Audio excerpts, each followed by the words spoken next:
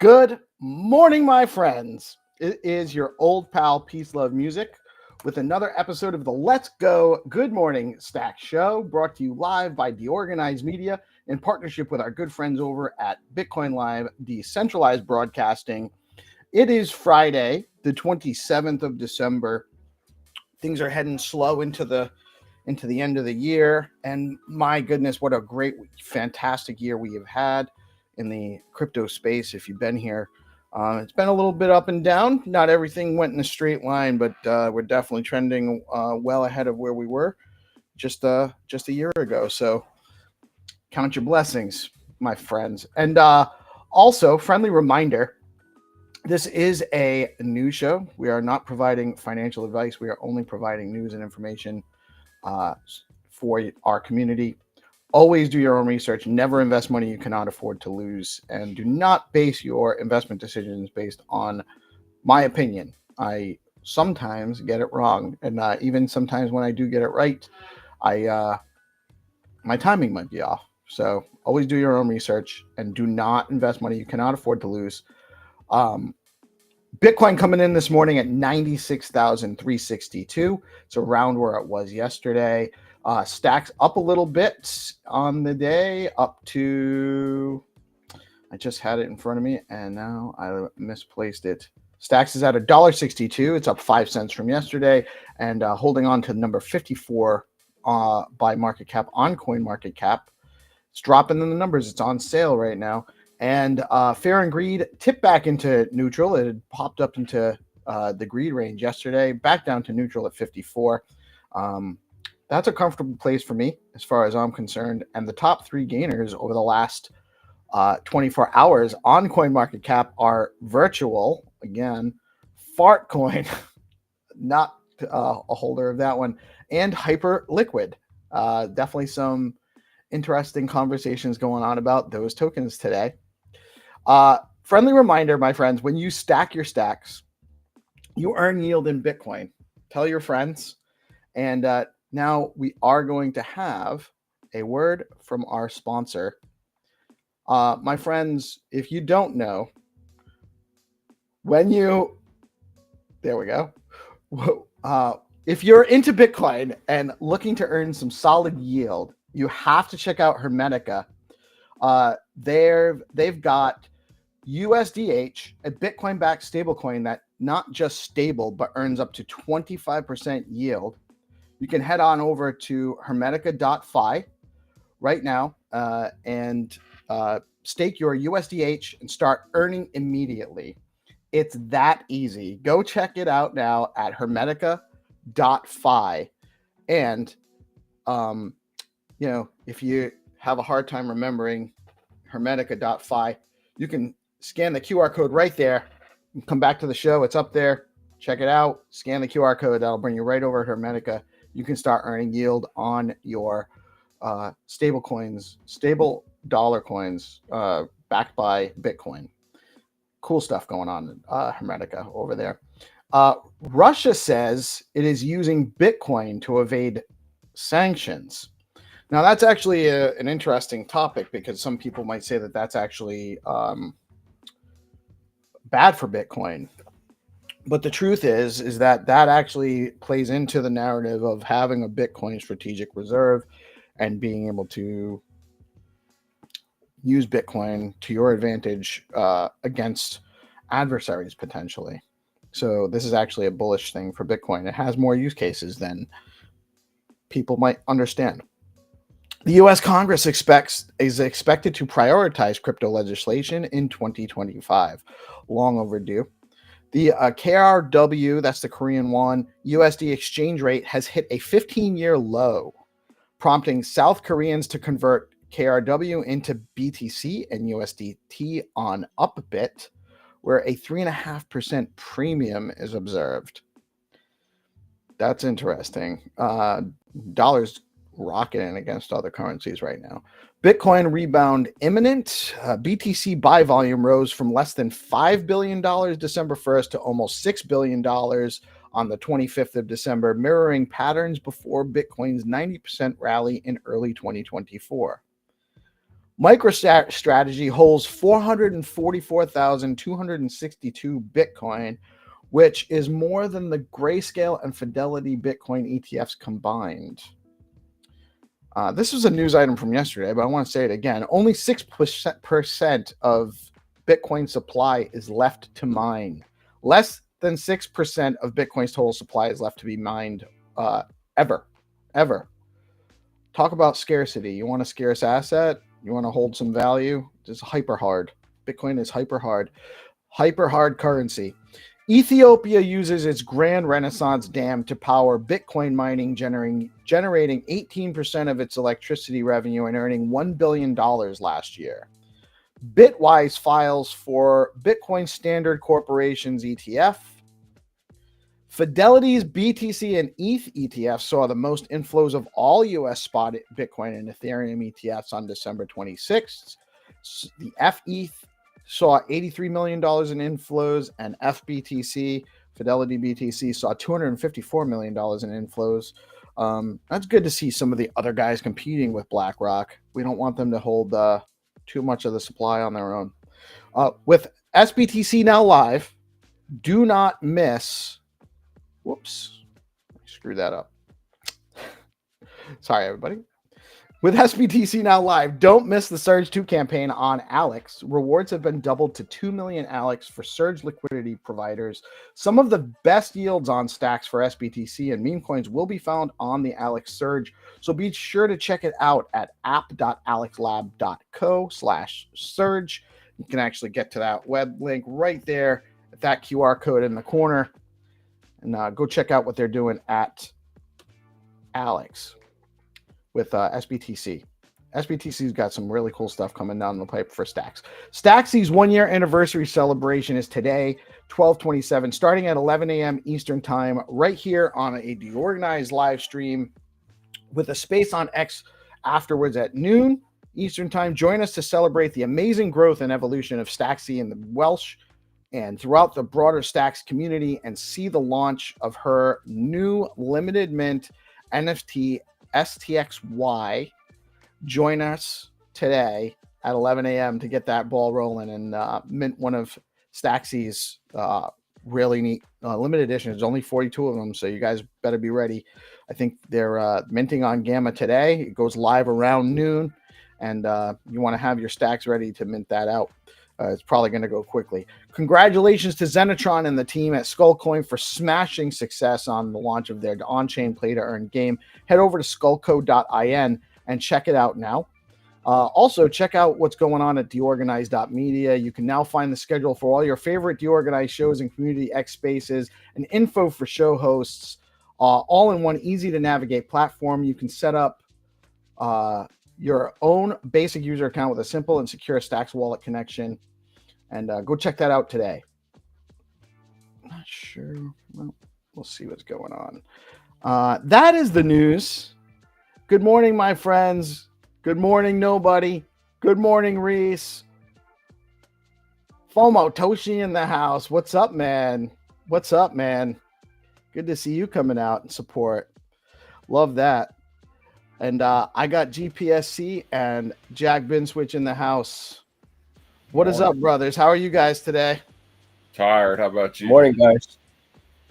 I'm good. definitely I'm feeling the rundown into the end of the year. You know, we have and just a reminder to everybody, we are actually running no shows next week, no spaces for DeOrganized. The only thing we're doing is the New Year's Eve live stream. We're gonna go. I'm not sure exactly when we're going to start, but we're lined up to go at least until East Coast US midnight, probably West Coast. I think Maddie Case from BitcoinLive, one of the BitcoinLive group, is going to carry us to the West Coast New Year's. So we're going to have that epic show next week, but then nothing else. Otherwise, yeah, I'm tired, man. I need the break. I have to get in on that New Year's Eve show, man. The election show was fun. Yeah, you're definitely in. You know, and anyone that wants to, you know, well, but I'm counting on you, man.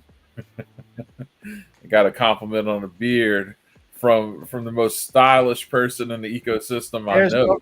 There's no better. Just made the day.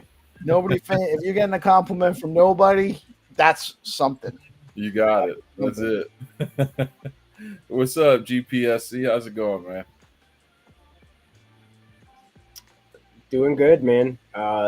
Staying positive, keeping busy. My building my second account now. This round trip, building it again. So yesterday my account got suspended. I hosted a space. Everybody was talking in the Leo chat about different concerns they were having, and so I spun up my first space. And directly after my first space ended, my account got suspended. What is your? I don't know if there's something new. I saw. What's your current handle, brother? It's K at. I read something about. So it's too hard to remember for people. So I think I'm gonna have to just. You might have to. You can you can edit that now. It's yeah. Oh, you can. That's good news because it's Kevin Baker. It's my name. Not 1992.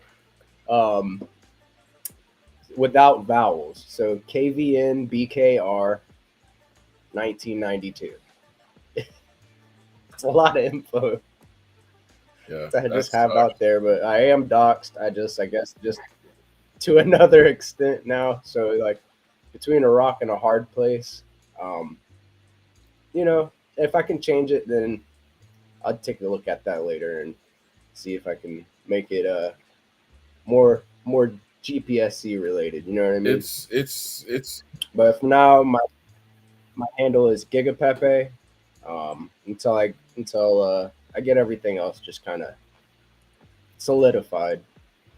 It makes a case for people who are Nostr. You need the decentralized social media. And it does make a strong case for that, because a lot of work goes into building a social media account, and that could have just been a bug because they were messing with the algorithm. I mean, it just. Yeah, it seems like it was too coincidental, right? And there really isn't. Like the kid just doesn't. He's not pushing those boundaries that I see ever noticed. So I don't think it's. I'm cautiously optimistic it might come back, but you can actually follow this link right here or right down there. Follow GP, get him back, get this account back up, and actually, at least if it can be just a backup account when he gets this one back, it's it's all gravy. But we need this guy around. Yeah, for real. They're not. Yeah, that's what. Not many people do more for the culture around these parts. Exactly. Yeah. Man, I'm knee deep in culture. I'm trying. So you follow. Yeah. No, that's so true, man. Like, art and crypto just go together so wonderfully, and it feeds right into the community aspect, and you've become an institution, so worst case scenario, that account will be back up stronger than ever in no time. Just have to wait for people to get back from the holidays. Yeah, and we got good morning, John D. I wonder if that's the D is like if the .btc stands for Rockefeller, is that John D. Rockefeller over there? What's up? Yeah, but you know what though? There was a tremendous for a slow ass time in the ecosystem right now. There was a lot of people that came out to support you yesterday, brother. Immediately, as soon as there was tragedy throughout the ecosystem. The people that are on that know you are devastated with you, man. We're all shooting for you, as far as this goes. But yeah, I appreciate everybody, man. I've made a lot of strong connections, in the ecosystem, and these are my people, man. And I got love for all of them. I go to bat for all of them. So it's one of those things, man. It's when you work for over a year and a half on building your following and it feels good to know that people are like going to bat for me when this happens to me. So I'm super grateful for everybody that's, making those posts. Every post that you make, it matters. Like, if you can tell them like, hey, this is where they can find me at, my new handle. Getting that word out there is important. And then after the holidays, when everybody is kind of back in their own grind and back in the motions, we'll see. And then also, it might have just been a bug. It might have just been a bug. So I'm gonna wait a few days. They say wait this days, and we'll see if we can get the GPSC underscore STX handle back. But if not, I'm prepared to build again. And I hope that everybody's with me. And it sounds like you guys are. So truly thankful for that. Yeah. Stacks says, so we need to make hashtag free GPSC trend today. If we can do that, that would probably help it. But Staxy says it's so terrifying. And I hope we can sort this out. But yes, it's terrifying because we're kind of building businesses on these accounts right now, more so than ever, really. Because so much of the communication, so much of the dialogue is happening on X right now. It's really one of the most most open platforms. It's really one of the only places you can go without getting shadow banned and restricted. But maybe that's not even the case anymore. Maybe that's being kind of rolled back and reined in. And we need more options. We need more options now. We need a decentralized capacity to do this.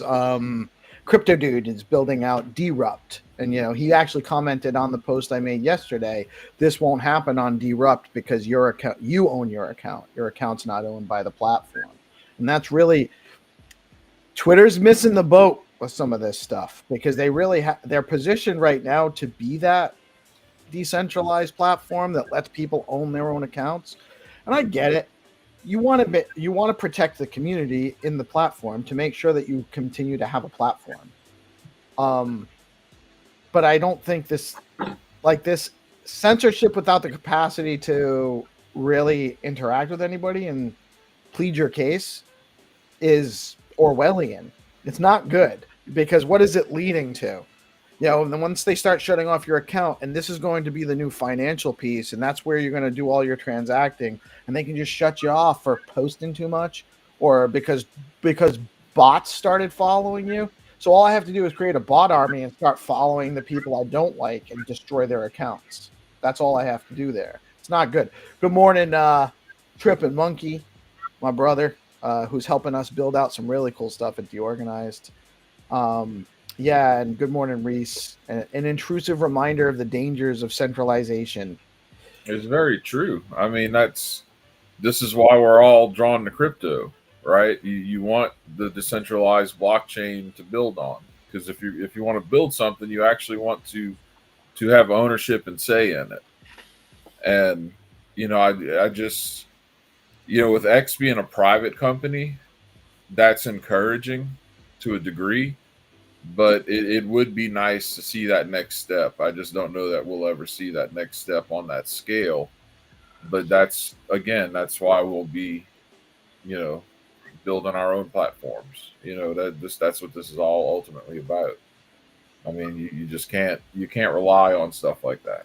And again, just like you were talking about, well, that will be a big financial application and all of these things. What happens if you get caught off of that? Yes, exactly. That's the bull case for Bitcoin, right? That's the bull case. This is just the nature of the world and the reality we live in. We don't want to be like, during like the pandemic, the people in Canada who were protesting, who had bank accounts frozen and this, that, and the other. Like, we want to move past all that. And we have the tools, we have the capability, and this is just another thing that reinforces why, Bitcoin, why crypto, why this is the place to be right now, because this won't be a thing 20 years from now. You know what I'm saying? Like worrying about getting an account suspended or something. Hopefully by then all the rails will be built out to where that'll be an afterthought. If X is still around, and still, similar to its current iteration, it might have to be decentralized by just to stay competitive. That's the world I want to live in. Yeah, that would be nice. That would Yeah. be nice. And I think we're at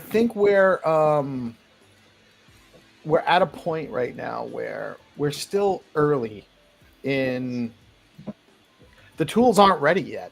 They really just aren't. It's not there. Like, we do have some awesome people building some really cool things, and we're always iterating to the next level. But this cycle isn't really going to be the mass adoption cycle. This is the institutional adoption cycle. Well, so I read two interesting things this week. One is that 7% of the world's population has bought or owns crypto. 7%.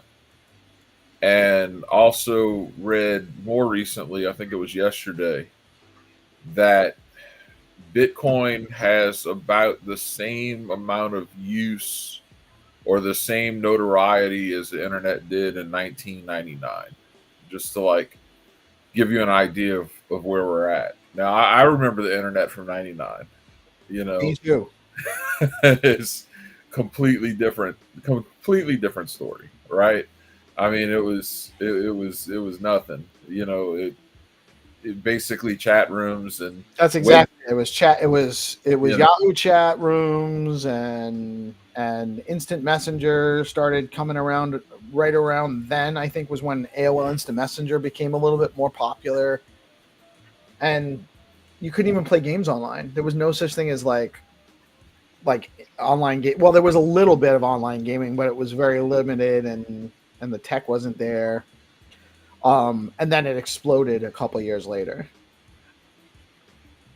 Yeah, no, you're right. By 2004, the internet was kind of in its peak in terms of not being censored and just being this repository of information and so forth. But even today, it looks so much different. 2004, I mean, you really weren't streaming, not in any meaningful way. Nothing that looks like it does today. And I think we're going to see a much faster scale in terms of adoption than we saw with the internet. But the moral of the story is we're still very early. Well, there's a lot of things that are making things are iterating much more rapidly now. Specifically, we have AI, we have blockchain technology, and these things are making things go faster too. Trip says his mom texted him to ask if he had any of them Bitcoins, which is absolutely bullish, man. Mama Trippin' Monkey is hip to the Bitcoins. That's excellent news. And nobody makes a good point that we shouldn't rely solely on any one social media account, right? It's good to have your own website and drive people to connect with their email and or other ways that you can be able to communicate with them. There are definitely things you can do to maybe protect yourself if such circumstances arise, but there's no guarantee. Not everyone that you have an email for is actually going to see the email you send them, letting them know that your account's been changed. And so, yeah, I've got, I do have a site that you can use where I do have people's emails, right? And it really is about visibility. It's like how many people are going to see those emails that I have a new handle and stuff like that versus just building another handle, right? So it is a good point. Maybe I'll send out an email to the different ones that I do have collected. See if that helps. I mean, it's something. Yeah, I mean, we are, not trying to plug DeOrganized specifically, but we are trying to build out a platform that will help people in such circumstances as well. If you have a place where you can manage your users and your content and access to varying interconnected, decentralized platforms that your media is out on, then you can't be rugged. Do a GPSC collection airdrop for free, and just put your new handle in the metadata. Get it out That's a there. good idea. That's a damn good idea. Shit, that's a banger idea, Jack. I mean, with a handle. I'm surprised Manny picked you for thought leader, bro. This is an interesting point nobody has too. Viewing percentage on email communications is higher than social media. So, that is interesting. That is interesting. But back to Jack's suggestion. Yeah, why don't we do that? Actually, we can. Like NFTs are not like used to advertise nearly as much as they should be. Like this is, especially since you can make NFTs that, because some people might not want to spam an inbox, you might spam a wallet, right? You can make it the NFTs to where they go away after X amount of blocks. So, that might be worth doing. The only thing too, I put Giga Pepe bars like Steve did. Free GPSC. That's it. You got the perfect. Yeah. You've got the perfect theme already. GPSC. Yeah. Follow me at my new handle. I think it's worth exploring for sure. So you'd probably pick up more followers. I think that's a banging idea. What if you made it so that and then kind of like a Pizza Pets thing, but not as engaged and involved. But if you made it so that it disappears after a certain amount of time unless you do something with it, which gives it value. So that creates hype for people to go in and look at it. And then one of the things you have to do is show proof of follow or something. That maybe is too complicated. That would be... I wonder what you would have to do to make something like that happen. Provide like a proof of follow. You'd have to like connect your like account to the wallet and do all that stuff. So at surface level, at least an airdrop that says free GPSC and other ideas to be explored. I think it's worth exploring for sure. Like making it like, what can we make out of this to make it like a memorable moment, and like people have like a cool collector's item, and then like you said, Jack, I might even like end up with more followers than I started with. So it's one of those things. Yeah. We can make a campaign out of it. It's so you could do something like have the free airdrop. It goes away out of X amount of time, right? Regardless, unless you put it into a different address or something, right? If you switch it to a different wallet or a different address, you keep it, and then the people who have it, they get, whether it's something through the Gigaverse, whether it's a whitelist to your first, ordinal collection, whatever it is, like you have leeway right there to make something cool happen. You can connect your Twitter handle to your DeOrganized media account right now, and it's just by dropping in the handle ID. I wonder if there's a way, talking to Trip, I wonder if there's a way to utilize that, or even maybe Zero Authority has a solution there too, because I know that you can connect your Zero Authority account to your X handle as well. If there's a way to incorporate that into this, as a way to track whatever activity you're asking them to do.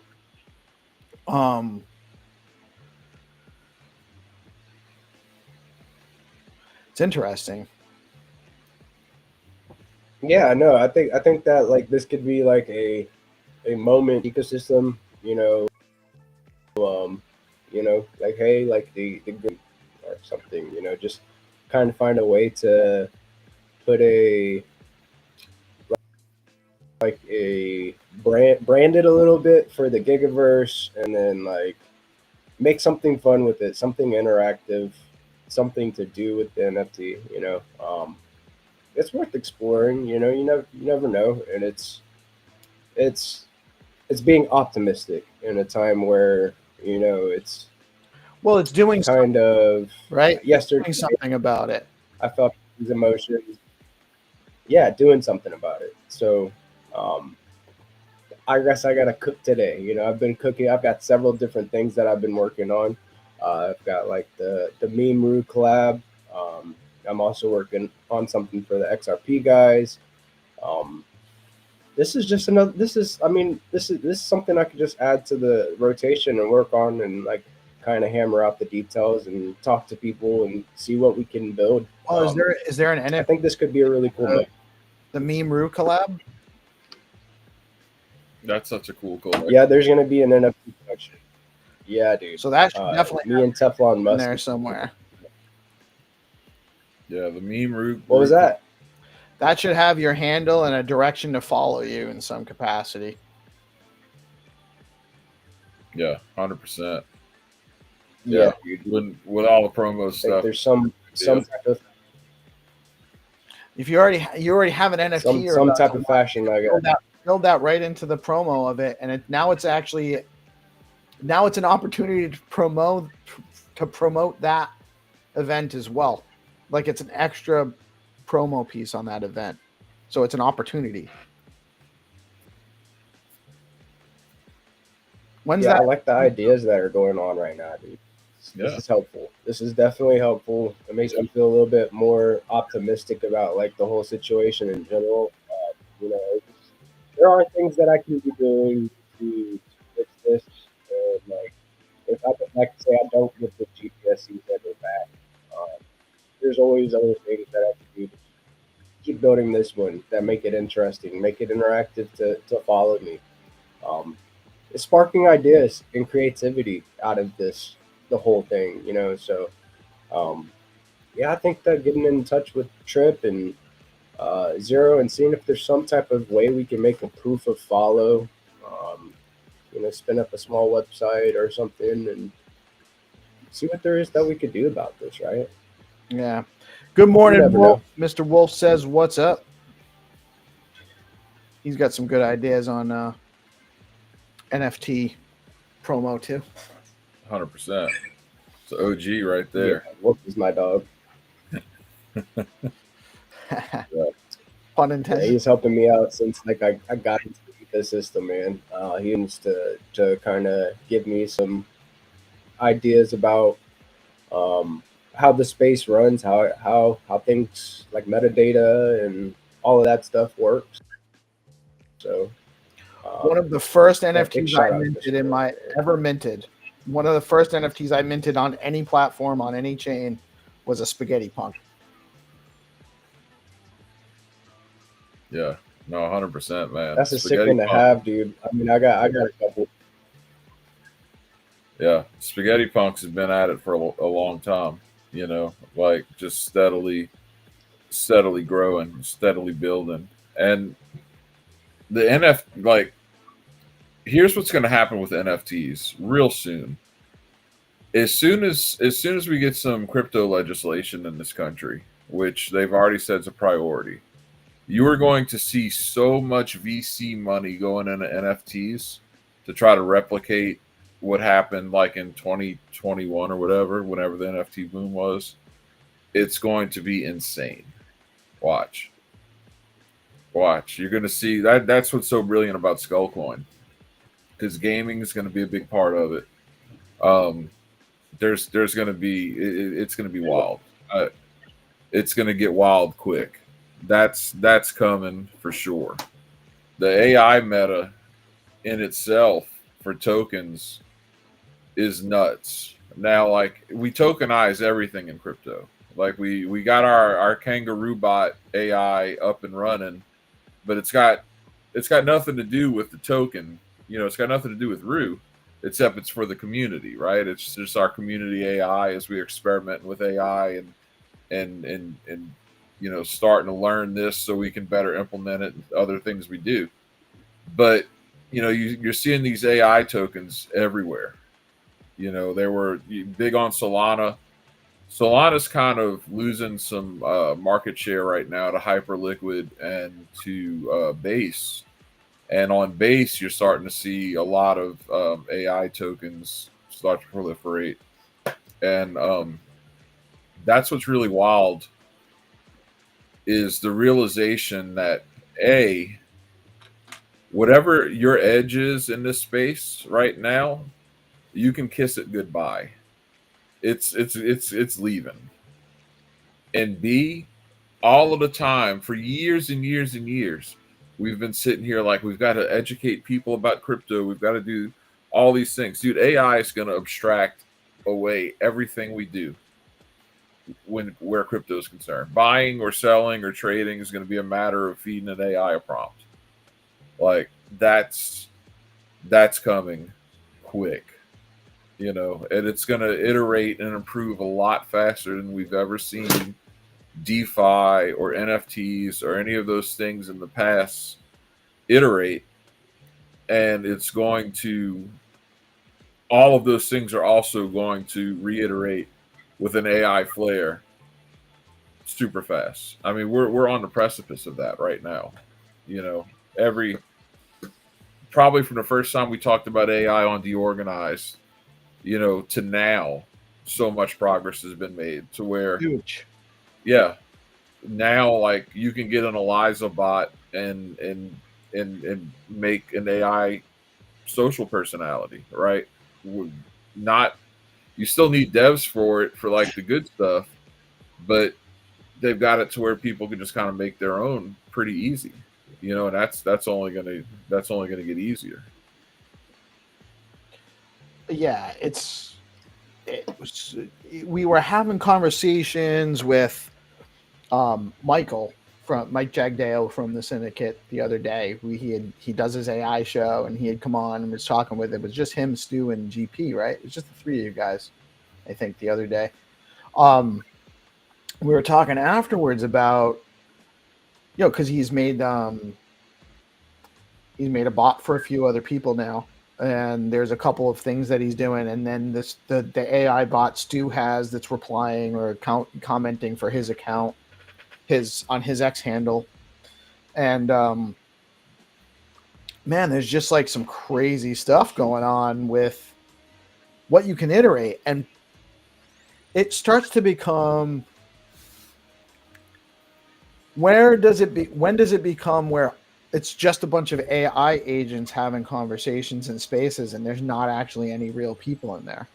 Right. How quickly do we get to that? And what is that like? Do those conversations matter? Maybe they do, because they're having conversations and they're learning from each other. Right now they're not. That's not really there yet, that they're having enough conversation to learn from each other. Actually, now, and this would be interesting for Michael because he's a lot more technical than I am, but now you can have one AI agent and another AI agent. I can't remember which platform this is, but they can basically merge properties and create a new AI agent that has properties of them both. We're there as of yesterday. That's, yeah. So eventually we're going to have, I mean, the forums don't have to be isolated where there are no humans, but you can create AI entities far more rapidly than you can create and mature humans. So where is this going? Where is it going? For social media, robot DAOs, dude. For social media, I think it's going to be much like bots are treated now, right? Where they're not going to get, the algorithm will identify them, they'll get deboosted or what have you, and they'll just be talking to each other or whatever. The interesting thing, the thing I'm most interested in with AI is what I can get an AI to do to make me more productive, right? That's really the cool thing. And so where I look at that, not just content creation wise, but just trading in general, right? Just managing portfolio, um, learning how I trade and what I like to do, and executing things on my behalf. That's the stuff that excites me the most about it. You know, because obviously, like, I'm most excited about crypto, right? But that's, and then the art part is awesome. I mean, I've been looking forward to the time when you can, buy an NFT that's really your license to own a movie that somebody made that can compete with anything Hollywood puts out, for almost none of the cost. I think that's when you empower artists to that degree with the technology, and then you add the ownership that an NFT provides, that's a whole new world at that moment. You know, I think that's really cool. Those are the things that I get most excited about. The chatbot stuff is cool. I think that, like, okay, so for Rue, for example, if I can have a chat bot that can just tell me what's trending at any moment socially, and the keywords people are looking for, this, that, and the other, if I'm trying to figure out, what to tweet or whatever, that's awesome in and of itself. But the chat bots themselves, that's just like that first iteration, right? Like, how is this going to apply to crypto?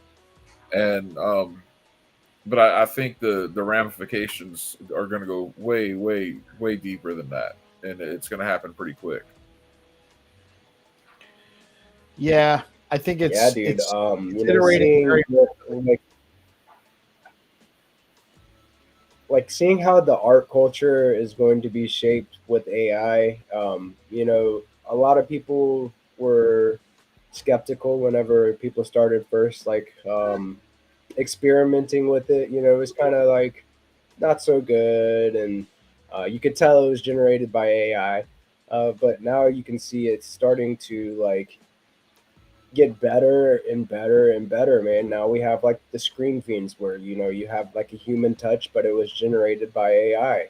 And I think that that's what the art side of AI is going to look like. Is like you're going to have, I don't think you're going to have something that's completely generated by AI. Maybe down the line.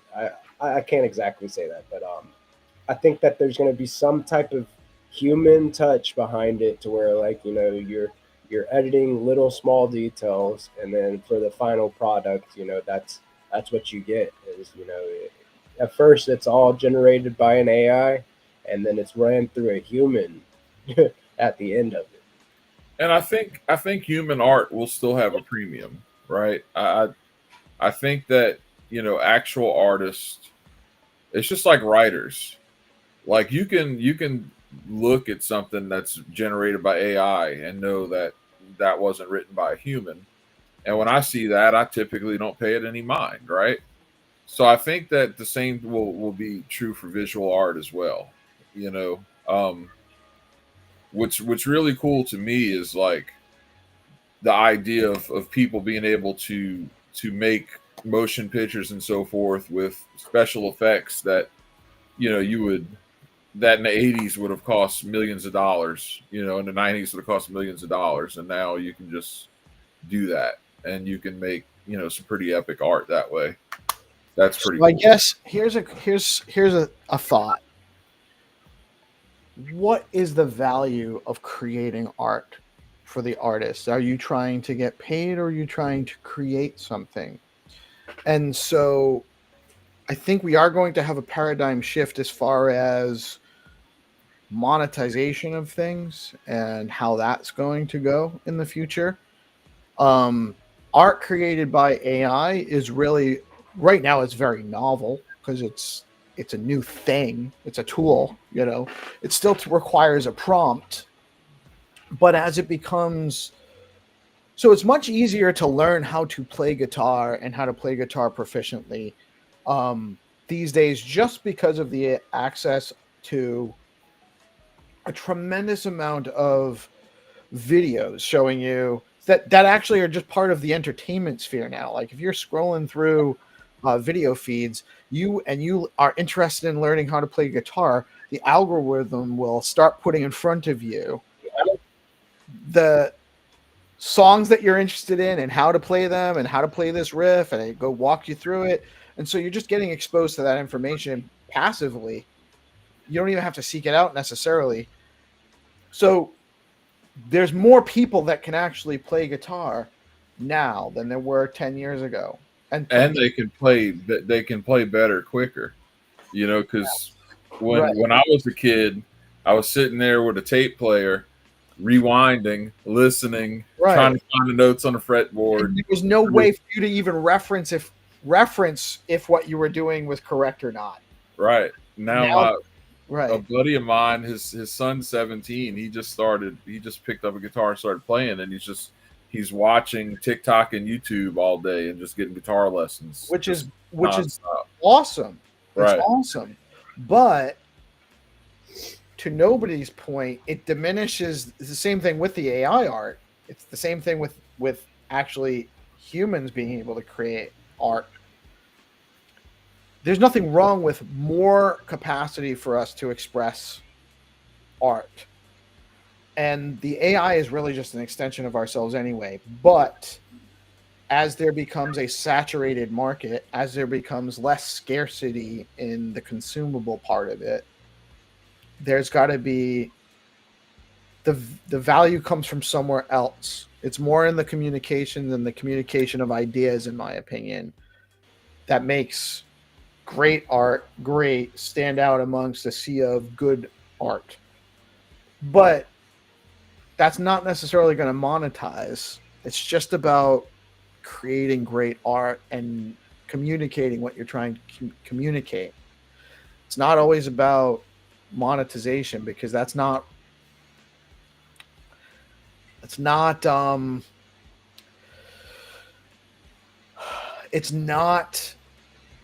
always going to be attainable in that medium, you know, because the consumer doesn't care as long as it's just satisfying the entertainment piece. They're not worried about the message as much. So I don't know. I don't think it's a bad thing. I think it's just a matter of you making art for a smaller community, the people you know. You're not really reaching out to broader communities the same way, because there's just too much competition for the eyeballs, I think. Maybe. And I mean, it depends on what's this all going to look like in 10, 15 years anyway. But I still think at the end of the day, you know, especially when it comes to digital art and NFTs, ordinals, things like that, especially ordinals, honestly, I think that owning art that was created by an artist, you know, is just going to be more special and more sought after because of the oversaturation. You know, you can flip through your timeline on Twitter now and you can see all this AI generated stuff everywhere. But when you just see a really cool piece of art that someone made, you know, you're like, it speaks to you or it doesn't, you know? So nobody says crypto is about monetization. So I don't know that that's entirely true. I think crypto is about self-ownership, self and control, and the capacity to engage in a peer-to-peer manner without a third-party intermediary, and to communicate in the same way, peer-to-peer, and not be censored.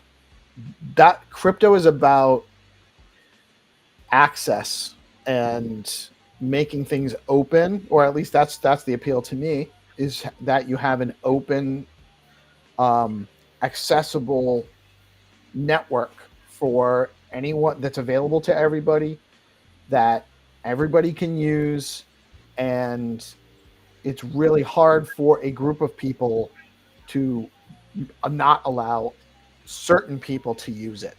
That's what crypto is about to me. It's not about monetization. Monetization is actually how you get adoption of crypto, not the other way around. Yeah. Oh, 100% on that. Because what's your incentive? What's almost everybody's incentive to enter the space in the first place? It's, oh wow, people are making money, getting fabulously wealthy, and I'm not. So what's this about? Right? That's why Tripp and his mom can be like, hey, you got any of those bitcoins? Like, that's because she saw it on the news this morning or yesterday morning or what have you, because they're talking about it finally. And it's like, wow, this stuff's worth, $96,000. What's this all about? So that it starts there, and then you end up where you're at if you learn about it. And that's the part that comes with time and experience. And I think part of that is going to get lost, especially in the context of the conversation we've been having, which is, as more of what we do as crypto natives becomes abstracted away, more of the lessons learned while you're immersed in this are also going to get stripped away. So and you're kind of seeing that now to a degree, right? Like, Bitcoin on the white papers, peer-to-peer electronic cash. How many people today refer to it that way? Now it's digital gold. It's the best asset in the world. It's this, that, and the other. So you're already starting to see that shift, right? So I think as we go further along, even that part of it is going to wind up becoming diminished, unfortunately, because the education that you get in crypto is priceless as far as I'm concerned. When you take this journey, there's so much you learn about, well, the nature of reality to start, right? I mean, just when you're watching charts and this, that, and the other, and you're like, oh, cycles. This is cycles. Wait, everything in life is a cycle. Like you can, to that, to economics, to politics, to governance, to all of these different lessons. And that will be one of the tragedies about mass adoption, I think, is that the purity of it and the value that lies in what you just said will be lost on most. Right. Well, and so monetization or spending money is actually a form of communication, right? That's really why it falls under the right to free speech. You should be able to spend your money on anything you want as long as it's not actively harming somebody, and we should have the least amount of restrictions possible to preserve a functional and secure society, which is subjective, admittedly, but it's about the capacity to exchange. So be that communicating, be that spending and borrowing or lending or whatever. The paradigm is to make sure everyone can continue to do that without the state interfering, or the corporate state interfering, or all sorts of mechanisms that could rise up to centralize things. That's why it's decentralized. That's why it's robust that way, because it protects all of the players. Mass adoption doesn't have to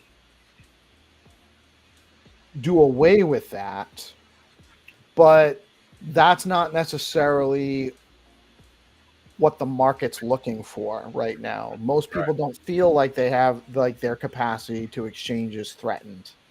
Most people don't feel like their capacity to spend or buy or own or exchange or communicate is threatened, until their accounts shut down and they have no fucking recourse, and all they can do is talk to a fucking machine.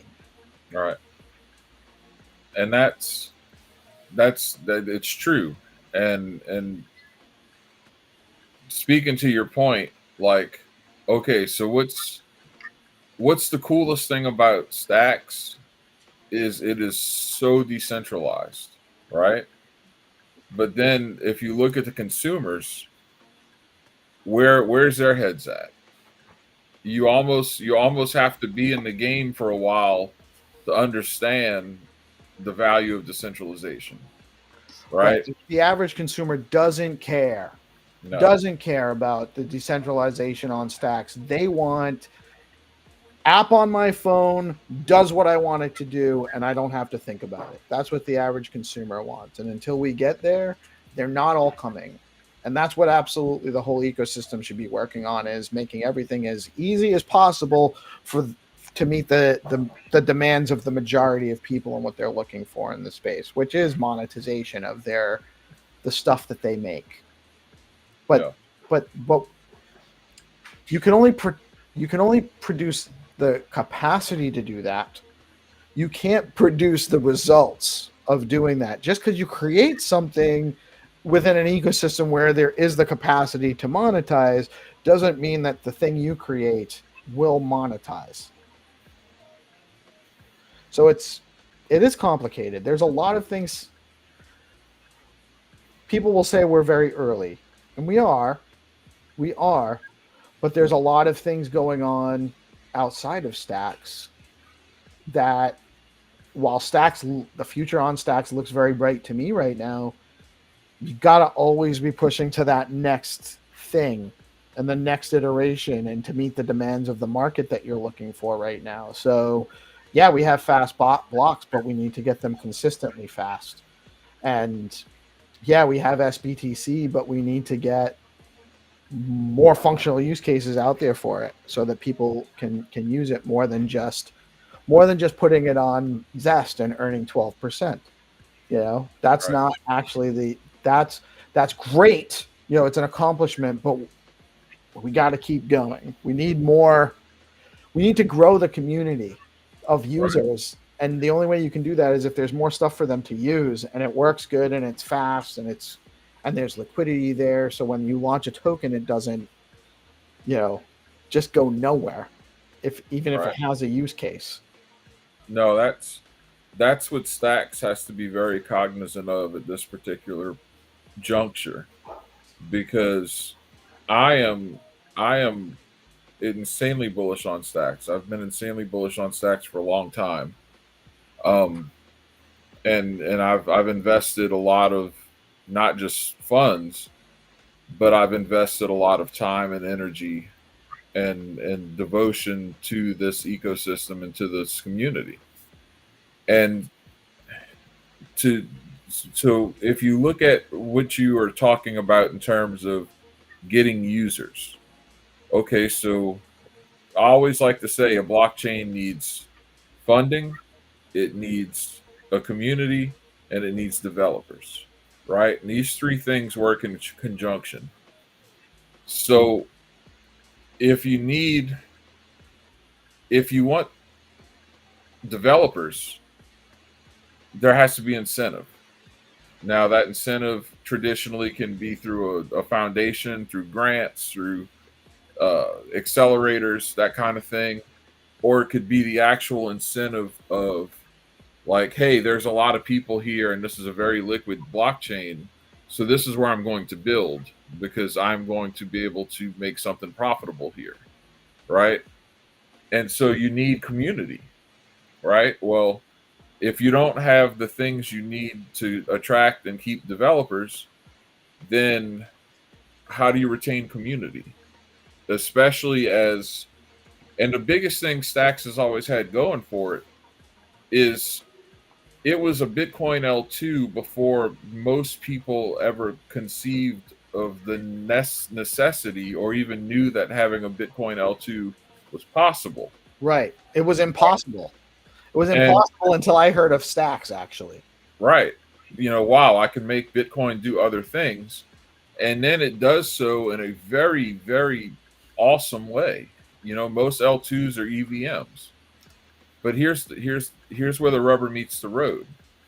So if you go to Coinbase and their base chain, and you have a ton of development going on, you have a ton of liquidity. You're bringing more developers, you're bringing more people, you're bringing more eyes. So if Coinbase's Bitcoin, wrap Bitcoin, is less decentralized than SBTC, what percentage of those users do you think care? Very, very, very small percent, because that gets back to what we're talking about earlier. And that the longer, you've got to be in this game for a certain amount of time to appreciate the elegance of proof of transfer to begin with, or the necessity of decentralization to begin with, right? So what's the other thing Stacks had going for it? It's a Bitcoin beta play. Just straight up. People underexposed to Bitcoin. Look, a lot of your traders, a lot of your most successful traders in crypto, they're fiat maxis. They trade to make more money. So you've got people who are multimillionaires who miss the whole run of Bitcoin from 3,000 when it, go back to when it, 2019 when it crashed, to now. They've got no Bitcoin, right? They missed the whole run. So you want to attract those kind of people and be like, wow, I can get in, on a Bitcoin beta play, at a relatively low market cap, because, 2 billion or whatever Stacks is right now is a relatively low market cap, when you can go to Solana and see meme coins that have higher market caps. You can go to Base and see, like Virtual has a higher market cap, like, or about the same. So you want to attract those people. But guess what? When ordinals really got popular, the whole Bitcoin L2 genie escaped from the bottle. And everyone with any money to invest threw it all at Bitcoin L2s, right? So now you're in a point where all of these Bitcoin L2s are getting ready to come to market. And so I think that, and one thing that troubles me a little bit more than I'd like it to, is Stacks used to track very, very well with the Bitcoin price action, right? That's not been the case for some time now, which was kind of unusual. And that might have something to do with the halving, probably does. But it might also have something to do with smart money being like, wait, what's all these other L2s? Where's Stacks at relative to these other L2s? So what I'd like to see, and I hope to see, because anyone can build on Stacks. That's the beauty part of it. Anybody can build on it. And whatever financial rails are going to be built for the Bitcoin economy, I think you'd be hard pressed to find a better solution than to do it on Stacks. But the people who have that kind of money to lay down, they're going to be looking at metrics at a completely different level than we do. Just you're in the real estate business. Insurers look at metrics on things they insure far differently than a consumer does. Right. Or another good analogy might be an appraisal, like an appraiser who's coming out to provide a valuation, a third subject, an independent third party valuation on a property, usually on behalf of a lender, to give them an idea of whether it's actually valuable or not to make the loan. And one of those factors, especially if it's an investment property, is how much money it's bringing in, and or the income potential. Where if your fair market rent is $2,000 a month and you're only getting $1,000 a month, you're not appraising at the same value as if you're getting the fair market rent. You're too far below. Right. So that's actually an excellent analogy. We need more liquidity in Stacks to be more attractive. Right. And there's certain ways to get more liquidity, which is having broader based DeFi functionality, perp dex trading, is what we really do need to bring in the next wave of liquidity. Short of that, Jack, what else could possibly bring in the liquidity we need? You know, so I've been very vocal about how bullish I am on Velar for a long time now. I interviewed Mythal on my original podcast. I wrote an article well before they launched. And part of that bullishness is that perp dex on Bitcoin, right? Like when you can talk to someone and like, yeah, we're going to build a perp dex on Bitcoin. You know, when you're okay, so if you're a VC and you're a startup founder and you're trying to build a product, when you pitch that product to someone, you want them to be like, this is what I want. This is what I've been looking for so much time. And as someone who likes to trade, that hit all of my bells and whistles immediately. Like, oh yeah, perp dex? Oh, this is fantastic. So if you take Hyperliquid, which is just a perp dex, essentially, and they did have a very cool way of launching that they did an airdrop with a token, and it made a lot of people a lot of money. But their fully diluted value is like $30 billion right now. Can you imagine a fraction of that hitting stacks if the perp dex was live? Because you'd get a fraction of it at least, possibly more. And then when you look at what you have on stacks already, you have, actually a 1% rule. A 1% rule would be $300 million. Yeah, which would be a huge massive inflow of stacks. Massive. So you have all of these meme coins. You have Bitflow that has made it possible with Pontus to bring runes over to stacks. Can you imagine if we had a perp dex right now, all the attention from the L1 users just in that alone? Forget about the other narratives. So like part of it is like, look, we've been waiting for SBTC, we've been waiting for Nakamoto, we got him, but why are we like still kind of feeling like we're treading water? Because we need the developers. We already discussed, well, if you want developers, you either got to give them some grants or you got to have the volume to make it worth their time to come build. So that needs to take place in one way or the other. And those things have to happen in order to not just maintain the community that you have, but grow the community that you have. Because your early adopters, we like to call them degens because it's the crypto slang, but really in any other business, you would call the people who are doing this stuff early adopters. So you take it out of this negative connotation.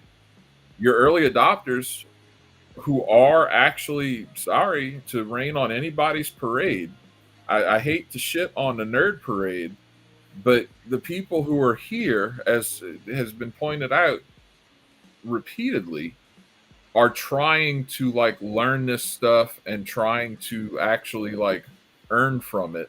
That is the first clarion call of anyone who gets into this stuff. So what are they going to do? Are they going to wait forever? Or when they see other L2s or other chains coming along, or these new AI dude, there's a blockchain that's going to be running AI powered smart contracts across, like, there's a project going to be doing it across like 5 different blockchains, including Bitcoin. How do you retain your community in the face of that when something's going from 0 to 10 billion to 30 billion to 40 billion, within a matter of months, which is, by the way, coming?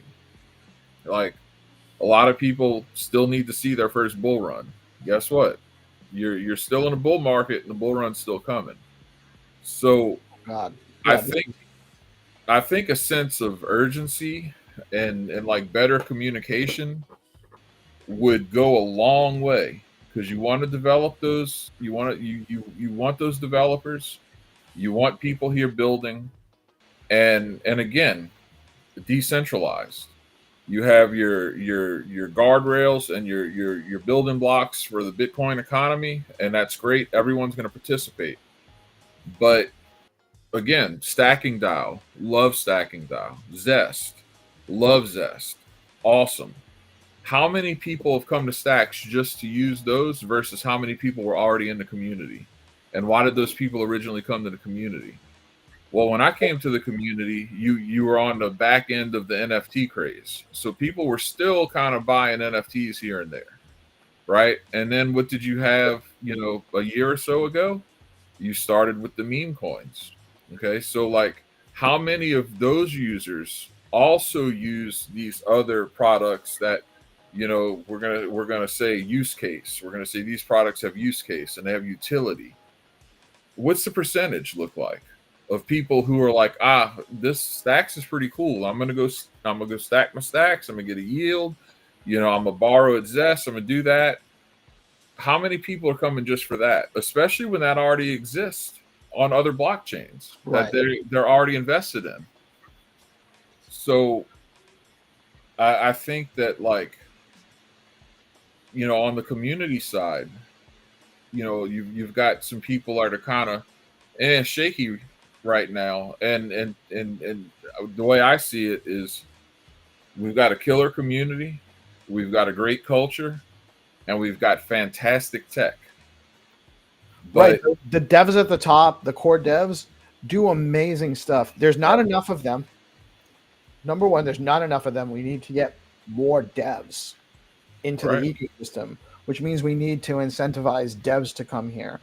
And the other thing you were getting at that we've talked about many times, and we were actually chatting yesterday about it in the space and in the DM groups and stuff, is the communication between the core entities, being the foundation, trust machines, and some of the other top things, hero systems and all that stuff down. There needs to be more attention from them to communicating down to the community. Right now, we don't know sitting here right now whether they're working on a solution to make fast blocks consistent so that Velar can launch their perp decks. We don't know. And then if you look back, so if you say, okay, well, Stacks decorrelated with Bitcoin sometime around the halving, not coincidentally, I don't think that was the first time. That was, well, technically the second time Nakamoto was delayed, right? We would have had the perp decks during the summer. Now, would that have mattered? I don't know. The summer, the macro is always the boss. You can have the greatest stuff in the world. If no one's paying attention, no one's paying attention. Right. But, we should have beat Hyperliquid. We should have had it by the election. Right. That's what Velar was expecting with the delay and the delay and the delay, that once it came out, that's what we were going to have.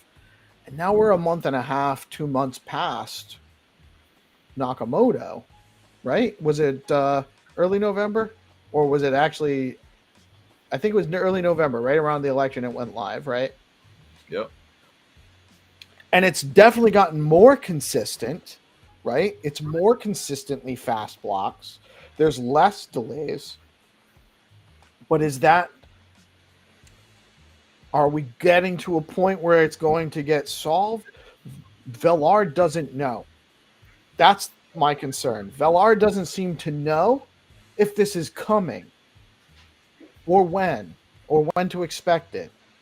And that's a problem. Right. That's a problem. So if you have something like that launch and you get a $300 million injection of liquidity and all the users it brings, that brings your devs. That brings, more attention, more community, more liquidity. We need these kind of catalysts, and we need them fast, because POX, as much as I love proof of transfer and the decentralization, you could probably reasonably say 85% of people are not going to give a shit don't about care. this. As long as it works, they don't care whether it's actually decentralized or Right. not. Most And people then don't. when you and then you're competing now with Coinbase wrapped Bitcoin, which is one of the most recognizable names in the industry, probably just after Bitcoin and maybe Doge. It's probably more recognizable than Ethereum. And you have all of the developer activity, all the eyes, all the attention, but you have a superior product that people have poured their souls into. Oh well, you're going to lose all your market share to an inferior product. Well, And what's inferior about it? If it's easier to use for the market, it's not inferior. right, well, strictly in decentralization terms, right, Right. That's not all it's about. right. No, That's the again, truth of it. Unfortunately, that's not all it's about. Not everything has to be decentralized. Certain things do enough for the market to feel comfortable with it, and we need to find that happy medium. and who's your kings of decentralization? The almighty, all wise, all knowing Bitcoin Amish, aka maxis. You see the kind of discourse maxis have, they might as well be statist, half of them, you Right. know, like, so the decentralization thing means something to decentralization nerds, but it doesn't mean anything to the market. And it is important, but Maxis aren't all idealists, though, either. no, They're different things. there's a lot of number go up, right? Right. At the end of the day, at this stage, it's number go up. Period. Right. When the 49ers were going and mining, trying to strike gold, they were doing that for money. They weren't doing that with the idea that it was going to make California one of the largest Right. economies in the Right. world. Right. They were going to get their gold, Right, not to build an infrastructure around a gold right. mine. So the shitting on people who are your early adopters, and I'm not pointing this at Stacks. I'm just pointing that this is a thing with some developers in general. They look at the people who are using or want to or participate in crypto for anything other than the special that they're building, is why are these people doing this? I don't understand it. There's a disconnect. It's literally that simple. And it's not even a modern phenomena. You're literally talking about fundamental human nature. So, shake your fist at the sky, but you can't ignore fundamental reality. And so, the quicker that people get away from that into, well, this is awesome, well, it might be, but you have to be able to help make it awesome. And you have to be able to show other people that it's awesome. And They have to be able to use it. right. They have to be able to use it. That's the thing that needs to be gotten to. It has to be functional for a lot of people to use it in ways that are easy to them and not a huge learning curve. Specific to Stacks, I think a lot of this could be resolved if there was better communication. People are talking about marketing, and I'm not saying that there isn't room for improvement there. I don't think it's marketing so much as communications, which are related, but not exactly the same thing. We're not hearing. So one of the things we're trying to do with the regular Friday SIP call, which we're not doing today because we have Staxy's special event today at 11 a.m. Normally we have the SIP call, and we're trying to make that the community innovation call and getting more stuff from the community so we can feed it up the chain. But we don't really have that conduit to feed it up and back and forth between on the chain. So we can't take these ideas and talk to the upper level about them and see what their plans are and come to some kind of understanding as to let the community know what to expect from up here. A case in point is SBTC was the narrative for months. And it's a really cool invention. It's a really interesting thing. It does add an extra layer of functionality to Bitcoin into the Stacks ecosystem.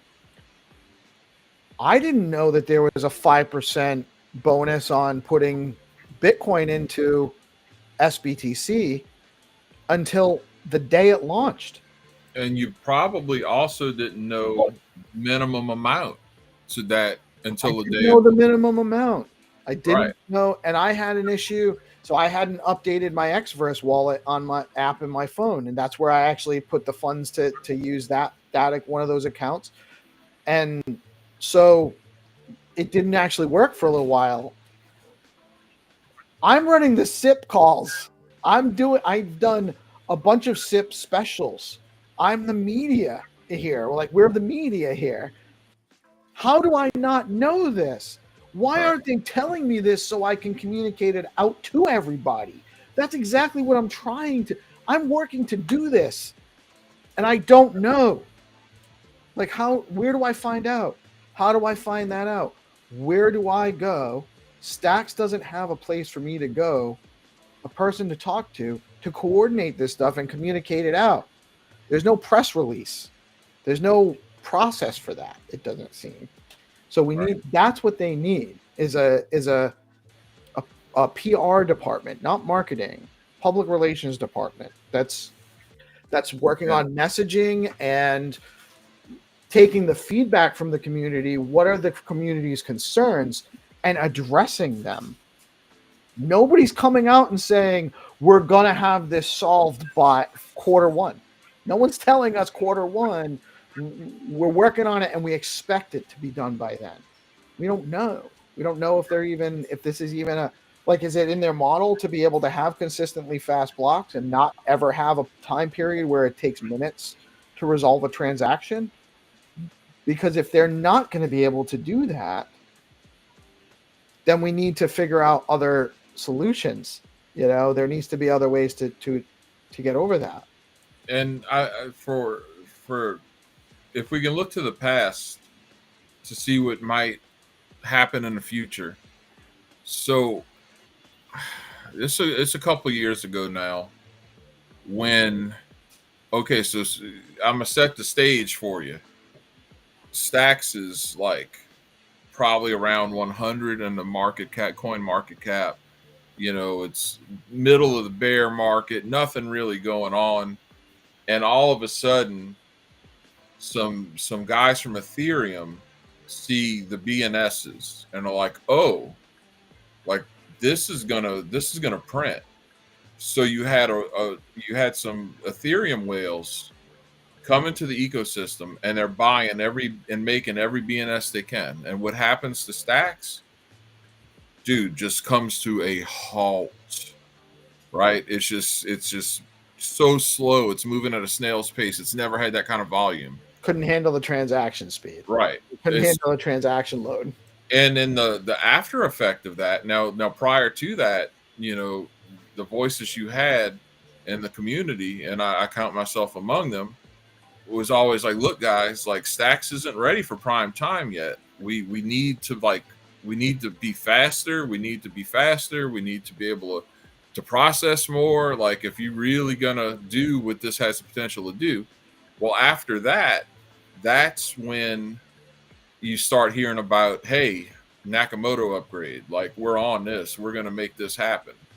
That's the genesis of all that. Like, now they could have been formulating all the ideas for Nakamoto upgrade well before then, but that event is what really like brought everything to focus and brought it to the forefront.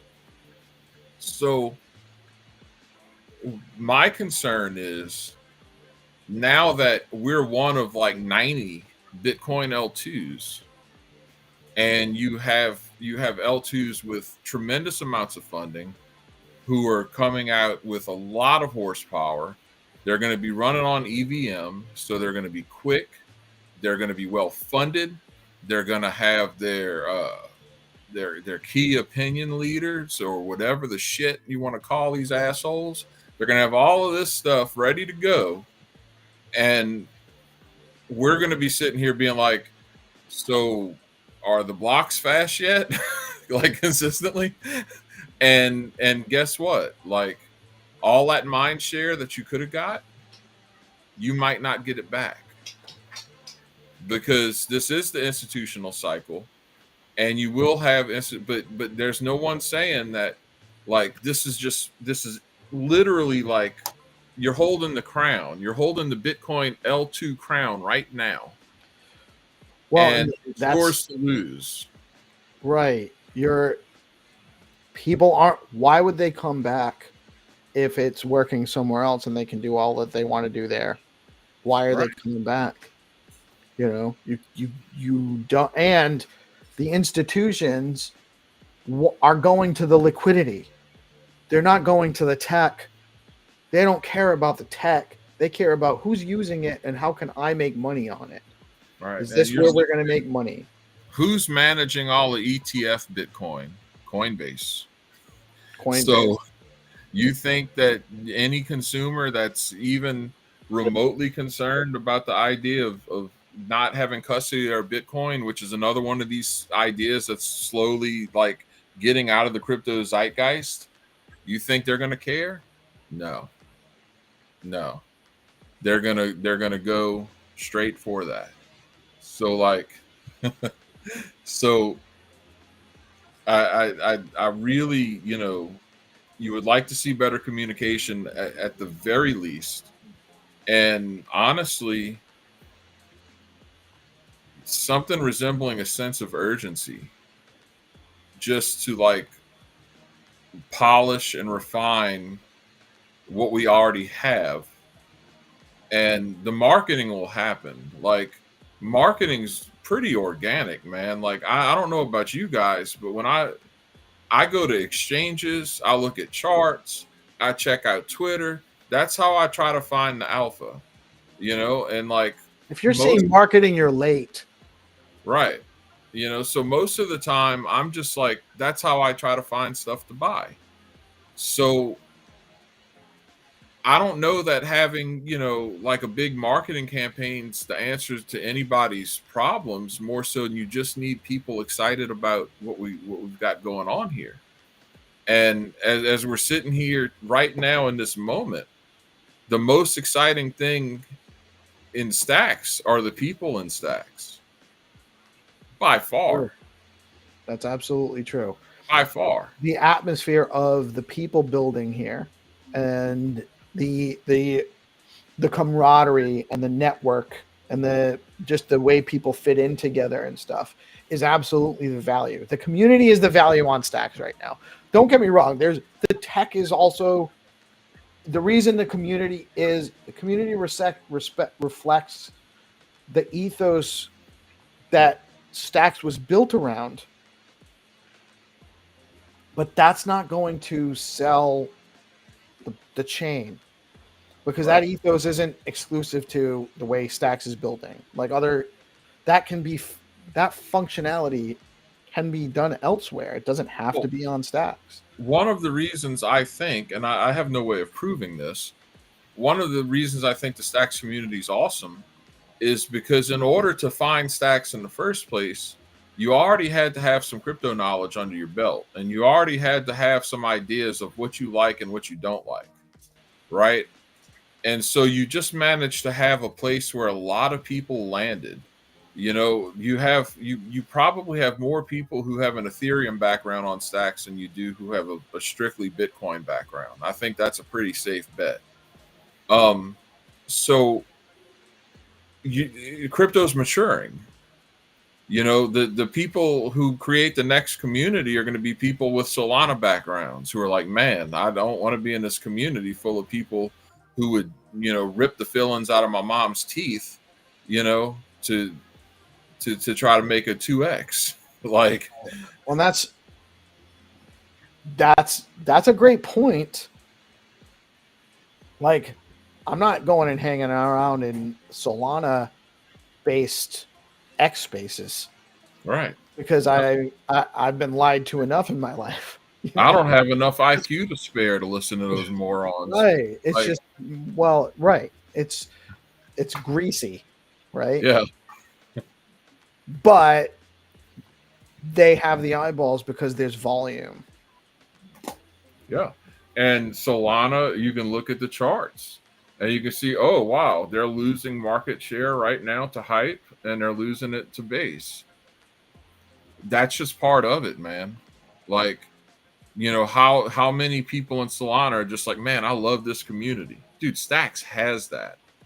But Right. it's not going to be the only blockchain that has it. And so the community, carries a heavy load and doesn't get enough credit for it.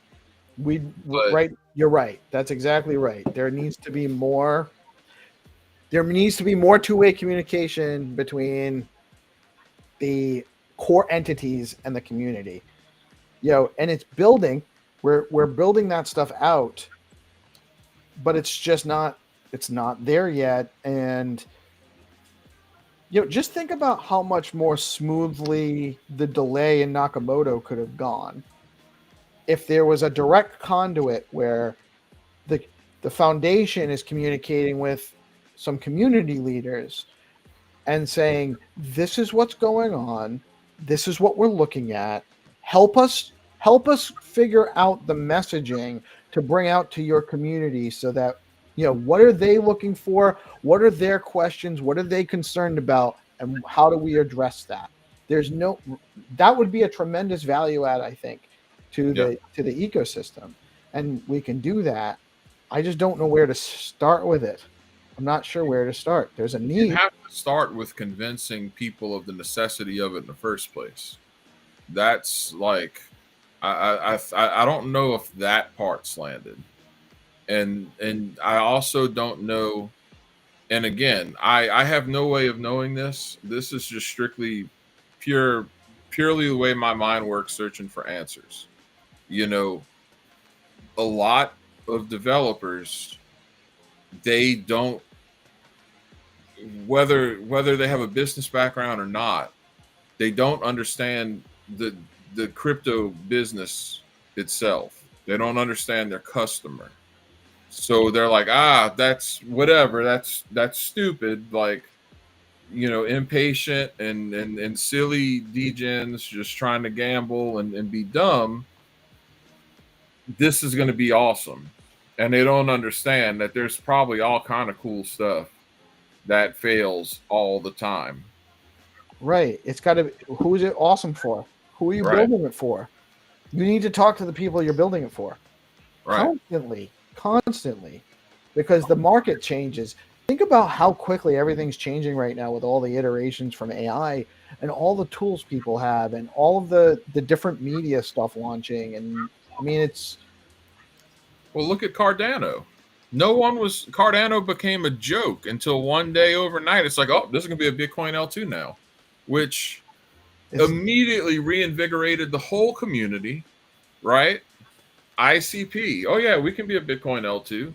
Like, sure. Like, so you have all of these different things that saying and doing it is different, right? Right. We know that. Like, there aren't going to be 90 successful Bitcoin L2s. No, but I think Stacks absolutely deserves to be one of them. Stacks should be the one of it right now with all of that they've done. They're just, I really do think that the problem right now is the community's shaky. That's what we were talking about. Like, there's less faith, less trust by the community right now that it's going to go the way we've been being led to believe it's going, which I don't think I'm still pretty confident about it. I do think that there's some very smart people working on this, and that they do know, they're aware of some of these things, but I don't think they're taking the proper actions to allay the fears in the community and bolster the strength that they have in their community versus letting it. There's less people interested in Stacks right now than there were 3 weeks ago. Well, and here's the thing. Like, I've experienced this firsthand, and y'all will know exactly what I'm talking about, because we're not builders in the sense that like a Stacks core dev is a builder.